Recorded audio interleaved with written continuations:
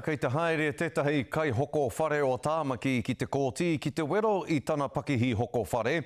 He kore hoki nōne pīrangi kia whakangungu ia ki te reo me te tiriti o Waitangi.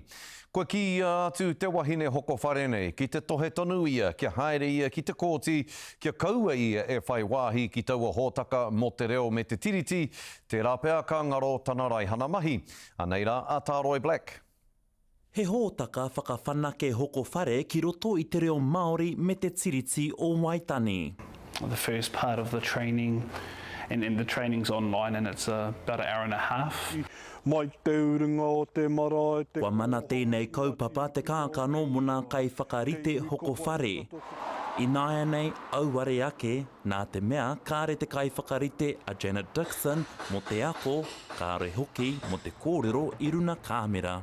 The individual is well within her own rights not to do it, but it's not ideal to, it's a negative reflection on the industry itself.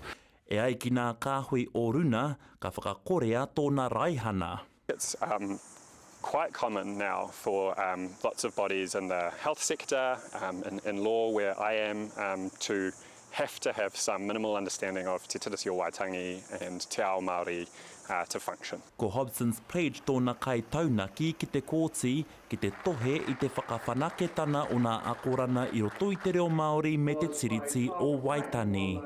It's kind of naive to think that this isn't a space for Te Reo Māori, this isn't a space for Te Tiriti o Waitangi, thinking about the fact that these agents are selling land. Hei tā e tahi atu he nui nā akorana kei roto, engari i tēnei wā kua whakatauria nā mana whakahaere kia mahia tēnei hōtaka hei kōwhiri tana anake.